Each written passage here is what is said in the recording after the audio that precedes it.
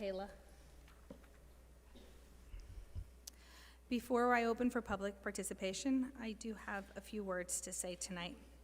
On behalf of the Board of Education, I would like to address an issue of substantial concern to our parents and school community. There has recently been misinformation circulating on social media relating to Elizabeth Public Schools and alleged interaction with ICE and federal law enforcement agencies. I wish to assure everyone that there has not been any ICE or related activities within the district, nor has there been since these issues first arose. The district has and continues to follow the Attorney General's Immigration Trust Directive governing law enforcement activities and directives from the New Jersey State Department of Education precluding entry into school facilities without a judicial search warrant or exigent circumstances to ensure the protection of our students. In these emotional and stressful times, the spreading of false, inaccurate, and unsupported information is harmful and hurtful. The board and administration will continue to ensure that the welfare of our students is protected. Thank you. At this time, citizens may address the board. The microphones are open for public comment to those who have signed in prior to this session. Each statement made by participants shall be limited to 3 minutes in duration. The total time of public comment shall be limited to 60 minutes. No individual is able to yield their time to another individual. All statements shall be directed to the presiding officer. No participant may address or question board members individually. Each speaker shall comply in all respects with Board Policy 9322. Copies were provided next to the sign-in sheet. The following rules shall apply. Time limits will strictly be enforced. No personal attacks on individuals or naming of individuals. No vulgar or indecent language. A person may address the board no more than once during a single meeting. Comments will not be debated. Any person in violation of the policy will be warned and their comments terminated if needed. As a reminder, this is a meeting of the board in public, not a meeting of the public. At this time, thank you. At this time, I call Jennifer Davia. Good evening. Hi. I'm sorry, I have a question before the time starts. This is my first time here, so I'm not allowed to name anybody? Nope. Okay. I'm sorry. Ma'am, here. You are not allowed to name anyone. Ma'am? Okay. Good Please stand closer to the mic so we can hear I'm you, sorry. okay? Thank you so much. Good evening. My name is Jennifer. I'm a parent in district and a PTO vice president at School 50. Superintendent, I'm glad to know that I can find you here today after reaching out to you for over 6 months. You and I met in June. Hello. For nearly 4 hours regarding serious concerns involving inappropriate, threatening, and racially discriminatory conduct by one of your employees at School 50. Conduct which continues and has escalated out of control. Since that meeting, I have attempted to contact you over a dozen times, in person, by phone, and by text, all without a single response. During that meeting, I am here tonight because I am outraged and disgusted by what occurred at a recent PTO meeting and by the ongoing lack of accountability regarding safety and discrimination at School 50, as well as other schools in our community. During that meeting, the principal at the school coldly stated that if ICE were to come to the school, she would open the doors and allow them to enter the building. She said these instructions came directly from you. The manner in which this was said was rude, dismissive, and completely unprofessional. I then informed the principal that various parents had reported seeing ICE in the Ciabras parking lot, a parking lot that is shared by the school, because we can't use the school parking lot because it's dangerous. While I was telling her this, she cowardly nodded her head in agreement, confirming that she knew ICE was in feet of our school. Because many parents were attending virtually and could not see her, I had to verbally inform the viewers that she had nodded in agreement and that she was aware ICE was next door within feet of our school and that she had chosen to remain silent. No notification was sent to parents, no transparency was provided, no safety protocols were put out in place, nothing to protect our school community. The following day, a watered-down version of what occurred, strategically worded by the school's PTO president, who also happens to be a district employee, was posted in the PTO chat. The message then spread across Facebook community groups, causing panic, confusion, and fear. Some parents pulled their children out of school. Others were in disbelief that a school administrator in our community would say something like this. I, along with many other parents in our school community, have experienced racial targeting and discriminatory treatment by this principal and her secretary. This behavior toward parents, taxpayers, and members of this community is completely unacceptable. No one should be treated differently, intimidated, or disrespected because of how they look, where they come from, or what language they speak. I am American-born, and both of my parents are U.S. citizens. These issues do not personally affect me, but I will be the voice for my school community. I will speak for the parents who are afraid to speak up, for the families who are scared to leave their homes, for the parents who have been discriminated against in our schools, and mostly importantly, for the children who cry in the morning because they don't know if they will be the last time they see their parents. Many of these children understand what is happening. Many of them are scared, and they are still babies between the ages of 3 and 5 years old. We do not believe ICE is coming to schools for children. We believe parents are being targeted when they are most vulnerable, during drop-off and pickup. Schools should be safe spaces, physically and emotionally, not places where families feel unsafe, unheard, and disrespected. So tonight, I am asking for clarity and accountability. What exact instructions were given to staff regarding ICE presence near or on school grounds? Are parents going to be notified when federal agents are stationed near schools? What safety measures are actually being enforced at our schools? And why are serious concerns being dismissed instead of addressed? Thank you. Shaniqua Garrett, please.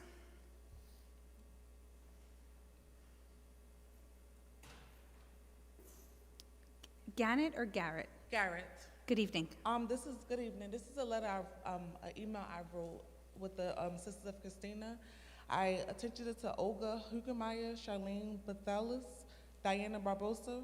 I'm writing to request an immediate meeting regarding my daughter and the ongoing failure to protect her from severe bullying and the harm that has resulted. My child was repeatedly bullied at school based on her weight and race. Despite my efforts to seek support, the school did not take adequate steps to intervene or protect her. On October 29th, my daughter was wrongfully suspended following an incident that was labeled a fight, even though it was horseplaying. The other student involved initially told one version of events, then changed her story after being immediately treated as a victim. My daughter's account never changed. The school was aware that the other student's story was inconsistent, and there was clear evidence, including multiple TikTok videos, supporting my daughter's version of events. I also have recorded videos and phone calls related to this matter. Following this incident and the continual bullying, my daughter's grades declined, her mental health and physical health deteriorated, and she has required multiple therapists. She has been struggling with severe depression as a direct result of what she experienced at school and the lack of appropriate support. Tragically, this past January 10th, my daughter attempted suicide. She is currently hospitalized. I cannot adequately express the urgency of the situation. I need immediate answers and actions. I am requesting an emergency meeting as soon as possible, a full review of how bullying complaints were handled, an explanation of the disciplinary decisions made on 10/29/25, information on how to formally report the school's failure to protect my child, clear steps the district will take to ensure my daughter's safety, support, and educational access move forward. This is no longer just an academic or disciplinary issue. This is a matter of student safety, mental health, and accountability. Please respond immediately to schedule this meeting. I left my name, my number, my email, my daughter's school name, and her name, and no one responded to me, and that's been since January 16th. I don't want to say your phone number in public. I just want to make sure that I have the right number here. Would you mind coming closer? Yes. Or I could come to you.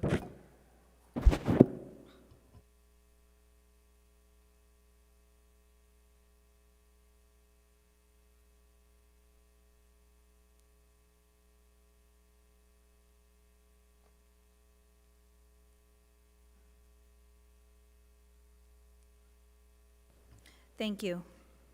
Maria Lorenz?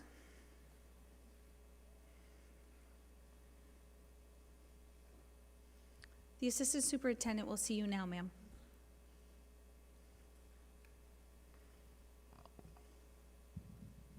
He's right in the back, thank you. Sorry, I'm not talking up.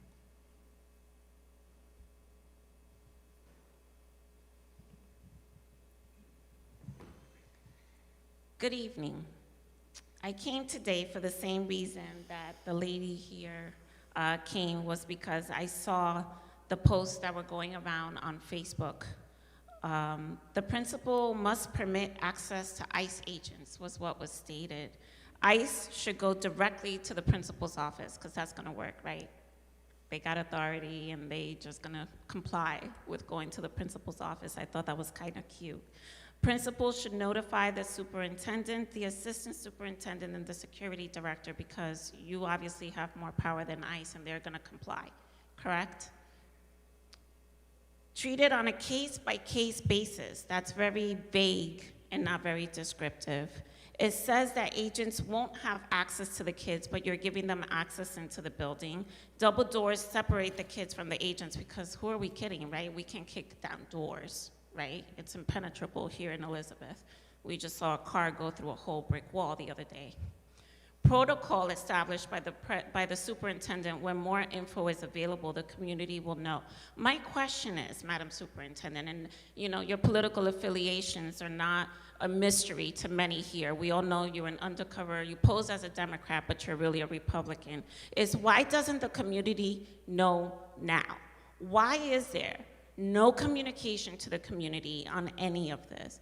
Why are we paying a public relations hack, your spin doctor, if he can't relate to the public for you? I mean, I can understand you not returning people's calls. You've done it to me. You've done it to several people here in the district. You have an aversion, a social aversion to speaking to parents and relating to them on a human level. So why the person that you're paying, your hack, why is he Please not stick to the able to point. put something out? I am getting to the point. Please do. If you're gonna interrupt my time, then you're gonna reset my clock. How about that? We're not resetting your clock. Yeah, then shut up. You're not going to speak like Then that to shut me. up. And I want to know what staff training. Please. Thank you. Case on Little. Case on Little. You can scream all you want, ma'am. Officers? Officers? Case on Little, you are next. Yes. Case on, you're next. Thank you. Ma'am? Thank you.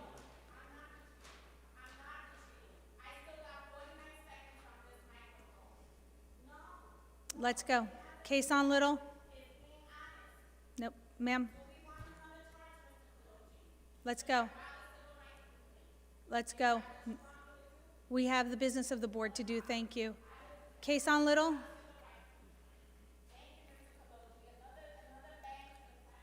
Welcome, Mr. Little. Yes. So just, oh, Madam President, you do not discriminate against the commentary of somebody's free speech because you disagree with it. That's not how it works. So in Understood, case if sir. you need a reminder, Sir? no, you're not going Sir? to just cut me off either. That's not how this works. Yes, Your it board is how it attorney is works. not advising you correctly. That's ineffective counsel. Thank you. Okay? So let me Okay, speak. Mr. And Little, I'm do you have no, board I'm business reclaiming to my time. discuss? I do. Let's if go. you can stop and I can speak, I you will can be listen. able to hear it. It's yours. But you can't, no, it's not mine because you're disrupting me. The floor is yours. As I was stating before I was rudely interrupted by you, it is a real threat and it is a real emergency going on. You want to come with a middle-of-the-road approach and not be empathetic to what's actually happening. And your faces right now is disgusting. You're making your faces, you're rolling your eyes, you're doing all these weird things with your lips. Where's your empathy in this moment?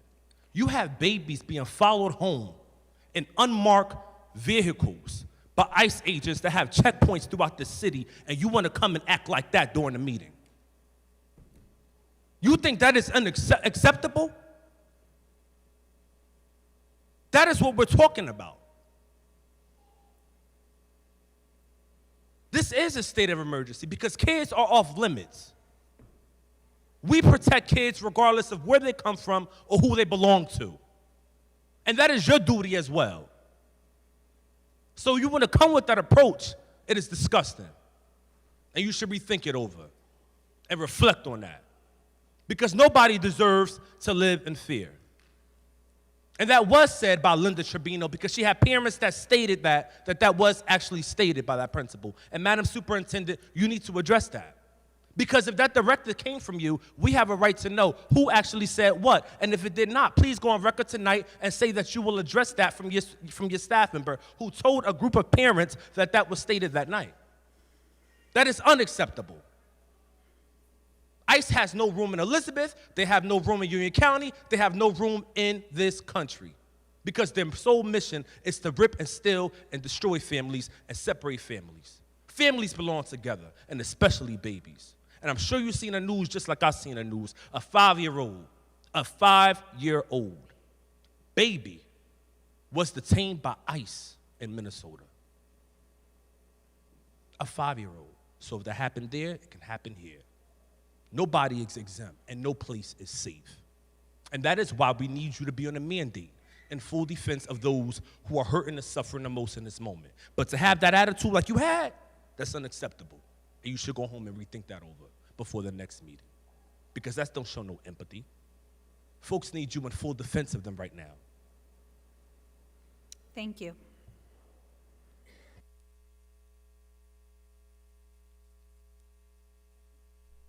At this time, I close the public comment portion of this meeting. At this time, our superintendent of schools will present the community updates.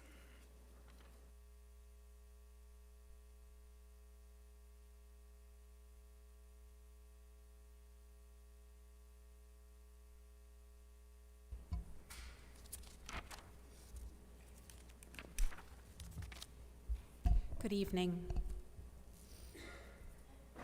Our board president commits to the review of district systems through regularly scheduled presentations